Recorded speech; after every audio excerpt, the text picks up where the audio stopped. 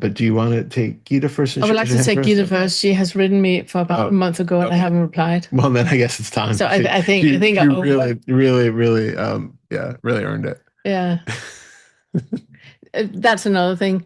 Don't write to me. Don't write to me. You will never ever hear from me. Write to Todd. I do know that I won't hear from you, but I write for my own sake. Okay, That- you're I'm happy So about that. that's fine. I don't expect to have to get an answer. I'm happy about that, Gita. that's Thank a you so much much. better approach. It's a very very Yeah, good attitude to have towards me. It's a very very good. You won't get a reply, but you're welcome to write. Like we have talked about multiple times. It is also a thing about accountability. If something happens in your life, you can write me, and then you know that I know, so you hold yourself accountable. How are you doing? yeah. It doesn't matter if you don't reply. That's just the possibility to write is enough. Thank Because you. I I'm happy. in somehow I quite I, I know what you were going to reply. So it's a nice thing to to put it down in words in a way that I know that you could understand. Yeah, Because it's a whole lot, another language that I don't know many people who would be able to understand this way of thinking. yeah, So it yeah, doesn't matter. yeah. I Yeah. get that. I get that. Okay. Well, I just wanted to share these last days for my own sake to get some words and describe it. So it all started with our work group where Bente asked us. She'd been she took in Caroline Myth, um, Caroline Miss, I think Myth. No, I don't remember how she's called. And she asked us if we know her, Caroline Miss, I think she's called, and what it does to the body if you tell a lie. So she asked us if we were people who were lying, and it just hit me like because I just realized when she said it that I do tell lies quite a lot, but so I tried to get into why I lie about things, and I got to understand that I lie about things because I'm so afraid of being told off by other adults. Adults. Mhm. Um, and that's why I'm lying. So in the weeks afterwards, I tried to stay in my body, noticing when I was saying something that wasn't right, to telling a lie, and what happened to the body when I stayed with that feeling of not saying a lie and and why I was going to do it, and it was really horrible. Mhm. Yeah. Um, and the story I told myself is because I have this coworker and he's quite aggressive, and I know that's helping to get into seeing what it does to me because I already have it inside me. He's just showing it that I Mm, have something, I have a fear there for being told off. mm, And so further along, I noticed that when I wake up in the morning, I have like this hole in my chest, a very small hole, which is like a fear of what the day is going to bring. mm. Uh, because if I make a mistake, that's going to be very. And then today I had this. I've gone to another city. I live in Italy in something like Lolland. It's it's completely flat land, and you can't miss a street because you just know where to go always. And today I had to go to Cortina, which is in the mountain, and it's a very small town where they all go skiing. And they've decided to have road work today. And I woke up this morning with this fear, and then I went out to the car, and I had to get rid of all the ice on the car. and I got to Cortina, and there was roadwork everywhere, and I could just feel the body, which went completely in panic because it was telling myself that it was that I was doing a horrible mistake by being late. No one was telling me that I was being late. No one. No, you're in But Italy. You can't be late. that's yeah. But I just the feeling in the body just grew bigger and bigger and bigger and more uncomfortable, and it was so ridiculous. It really it was very clear to me that it didn't make any sense that my body went completely in panic. Um, so that's just what I wanted to share because Yeah, I do stay with the body, and I do know that I'm going to have to stay with this feeling for it to get some space around it, yeah, and for it to get to the point where I can take care of the part of me that goes into panic at the yeah, same time. yeah. So I really I just wanted love, to share it because yeah. Thank you so much for sharing that. I love how adult you are about this. I love that you're at a point now. I just want to say to everybody, Gita is one of our supporters on retreats that we have. She's one of the people that are amazing for holding space. And as you can hear, you can share anything, with Gita. What I would like to say is that I love that you are at a point where you go like, okay, wow. So when I lie, I do that as a diversion for something else. Let's find out what that is. And then you put yourself in positions where you are very, very honest and non-judgmental towards yourself to figure out when you're actually lying to other people.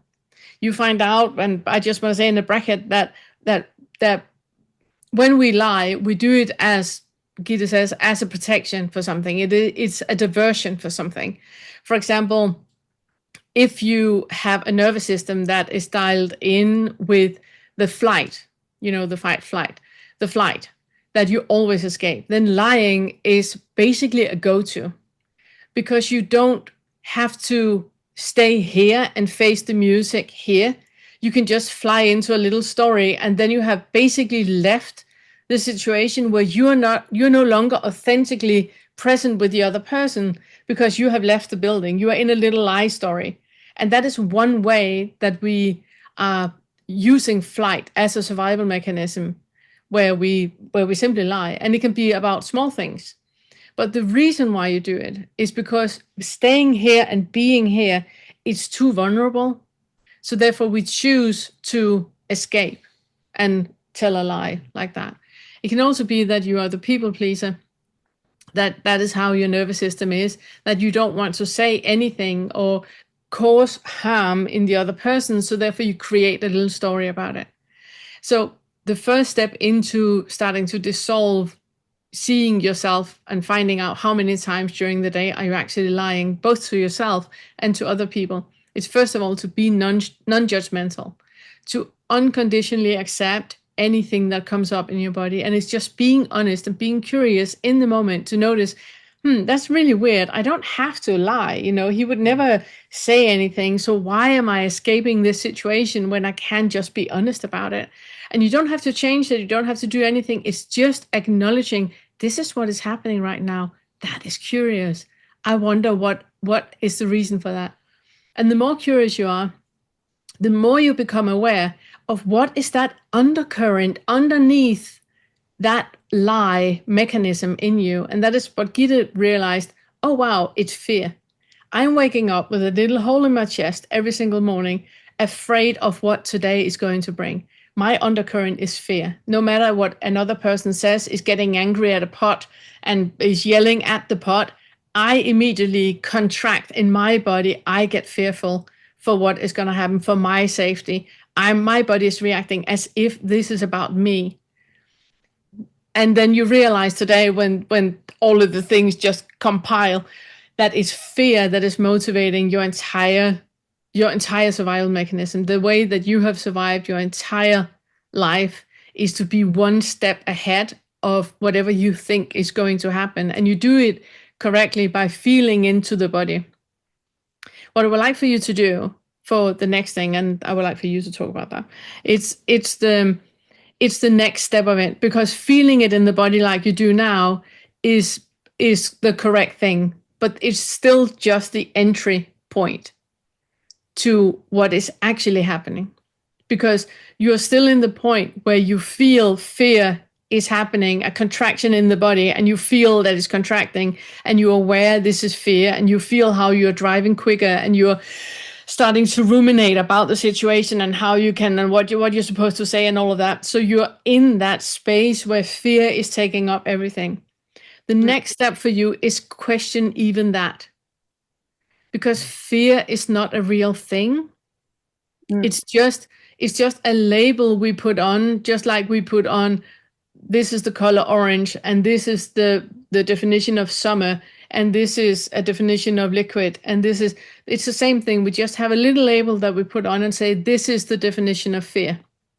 It doesn't make it real, though. It's Well, just I've a started label. a bit by saying, is there really something to be fearful about? So Yeah, that you can't use that, because your entire body is screaming, yes, there is so much to be fearful about, because you can't ask the question to the conscious mind. It's not helping you.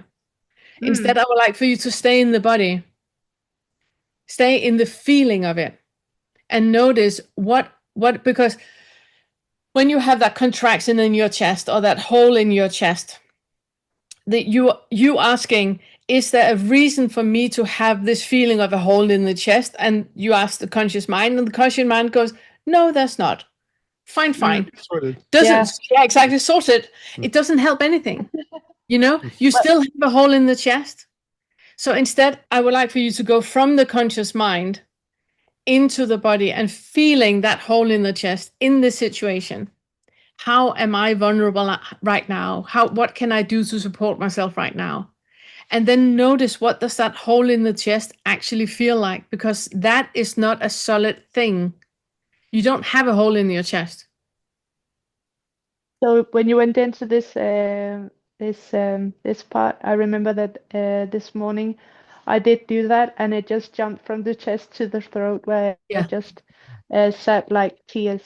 Yeah, and it's probably tears. Do you remember at the mind-body integration workshop we had, where I did that session with Caesar, where it's you asking into that tension you have in the throat?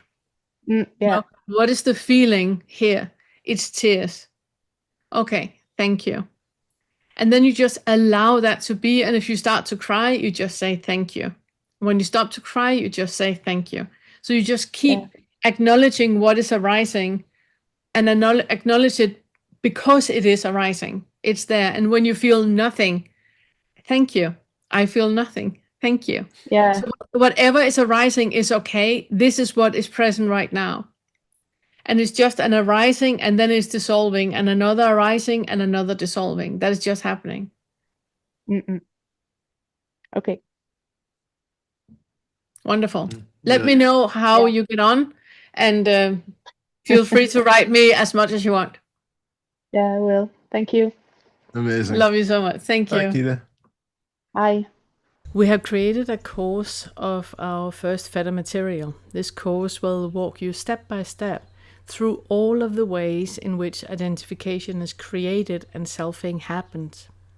If you've been struggling to see through the self-structure or have that first awakening shift, this course contains hundreds of tools to help you discover the selfing mechanisms when they're happening, and then see through the illusion of identification that are created. Along with over 14 hours of videos, this $49 course contains a full book worth of summaries, extrapolations on the videos, written inquiry suggestions, and other text. So work slowly, leave time for integration.